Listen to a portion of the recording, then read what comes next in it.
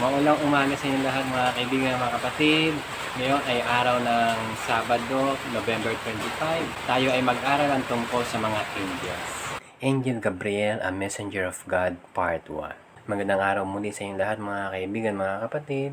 Ang topic po natin ngayon ay tungkol sa mga angels at isang particular na anghel yung ating pag-aaralan tungkol kay Angel Gabriel. Ito po yung ating outline. Meron tayong tatlong parts. Meron tayong part 1, the angels. Part 2, his activity in Old Testament. And part 3, his activity in New Testament. Maraming salamat sa inyo mga kaibigan, mga kapatid na patuloy na sumusubaybay at nanonood ng aking mga videos. Sana ay huwag kayong magsawa na mag-react, mag-heart, mag-like sa Facebook at gayon din sa YouTube. Kung hindi pa kayo nakakapag-subscribe, please subscribe and click the notification bell. I-follow nyo po ako dun sa aking Facebook account para palagi kayong updated sa aking mga post. Maraming salamat. Dito sa part 1 ay pag-uusapan muna natin yung ibig sabihin ng angel. At dito ay pumili ako ng ilang mga senaryo, mga verses, group ng verses patungkol sa mga ginagawa o yung activity o yung tungkulin ng mga anghel. Basa muna tayo ng verses dito sa Bible sa Matthew chapter 22 verse 29 to 30. Jesus answered and said unto them, Do ye err, not knowing the scriptures nor the power of God? For in the resurrection they neither marry nor are given in marriage, but are as the angels of God in heaven.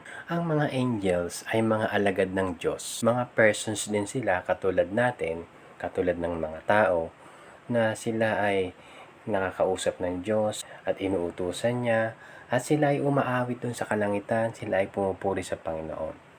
Dito sa binasa nating bersikulo, yung mga preceding verses dito ay merong mga Saduceo na nagtanong sa Panginoon Hesus tungkol dun sa isang babae na nagkaroon siya ng asawa, tapos namatay yung asawa niya.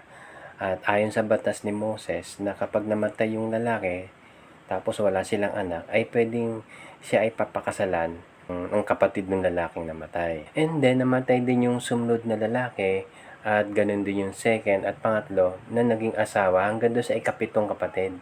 Naging asawa lahat ng babae. At nangamatay din. And then, sa panghuli, yung babae yung namatay. Ang tanong ngayon ng mga Saduceo, pagdating daw sa resurrection, kaninong asawa yung babae sa pito na yon? Dito sa binasa nating verses, ito yung kasagutan ng Panginoong Hesus.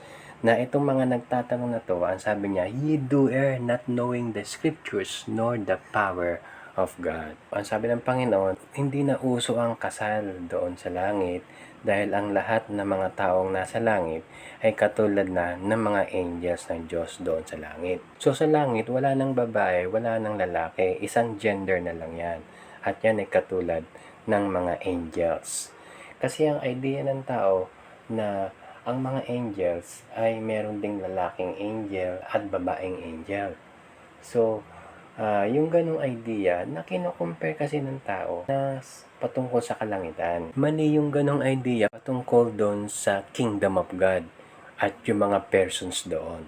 Kung naalala nyo, meron akong video ang title, The Angel of the Lord. Ito rin kasi yung background picture na ginamit ko, tong angel na to, na hindi lang kasama yung tao sa baba na nakatingin doon sa angel. Doon sa hindi pa nakakapanood ng The Angel of the Lord, meron tong part 1 and part 2. Sana panoorin nyo. Sa Angel of the Lord na pinapakita ko rito na ang The Angel of the Lord is the Lord Himself. Dito naman tayo sa Daniel chapter 9 verse 21. Ang sabi, Yea, whilst I was speaking in prayer, even the man Gabriel, whom I had seen in the vision, at the beginning being caused to fly swiftly, touched me about the time of the evening oblation. Dito, sabi ni Daniel na si Gabriel ay isang tao, man Gabriel sabi. And then, siya ay lumipad ng napakabilis. Tapos sinawakan siya. Sa ibang mga verses, nakalagay Angel Gabriel. Okay? So, pinapakita dito na ang mga angels, nagpapakita sila na minsan may pakpak, minsan wala. So, minsan naitatago nila yung pakpak nila. So, hindi na questionable kung ano talaga itong mga angels na to. Kasi sa panahon natin ngayon, marami na mga na-invento yung mga tao na ginagaya nila yung mga yung character sa mga movies na may mga angels. Lalo na dun sa X-Men, may angels dun sa X-Men eh. May puting angel, merong itim na angel. So, ginagaya nila yung character sa Bible na naitatago yung mga pakpak nila. Meron ding tinatawag na fallen angels. Ito mga fallen angels, ito yung mga masasamang anghel na nahikayat ni Satan. Si Satan dati siyang angel. Ang dati niyang pangalan ay Lucifer. Naging Satan siya. Kasi siya ay nagkasala, nagkaroon siya ng pride na gusto niya maging Diyos na katulad ng Panginoong Diyos. Meron din tinatawag na archangel. Yung archangel, ito yung may mga ranggong anghel. Ang term dito, prince. Dito sa verse ay hinighlight ko yung word na swiftly, na mabilis siyang lumipad. Obviously, yung paglipad ng lugar ng angel ay hindi katulad nung paglipad ng eroplano na kinakailangan ng eroplano ng runway, na helicopter na kinakailangan umikot muna yung LSC bago siya lumipad. Hindi ganun ang angel, na hindi yan nakabase sa gravity dito sa mundo o sa universe. Hindi siya affected niyan. Book of Daniel chapter 6 verse 22. My God hath sent his angel and hath shut the lions' mouths that they had not hurt me, for as much as before his innocency was found in me, and also before thee, O King, have I done no hurt. Dito sa picture ay si Daniel ay ipinatapon doon sa lions den, doon sa kuweba ng mga gutom na leon. Yun ay parusa sa kanya kasi palagi siya nagpe-pray sa Diyos. Okay? Na walang magawa yung hari, na siya ay mailigtas kasi yun yung batas na pinirmahan ng hari at yun ay hindi mababali. Yun ang parusa sa kanya, kung kaya ang sabi ng hari sa kanya, sana iligtas ka ng Diyos mo. So kinabukasan, dali-daling pumunta ang hari dun sa lions den at kinausap niya si Daniel kung si Daniel ba ay buhay pa, at sumagot si Daniel.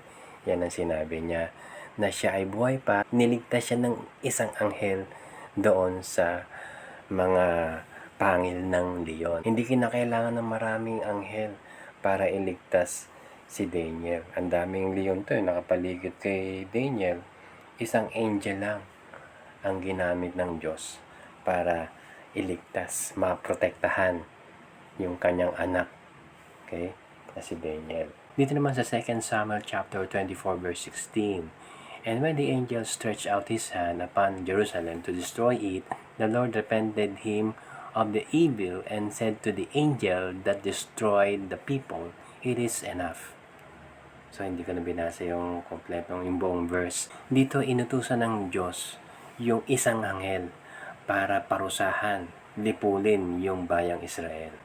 Para parusahan yung bayang Israel dahil sa nagkasala si David. Okay?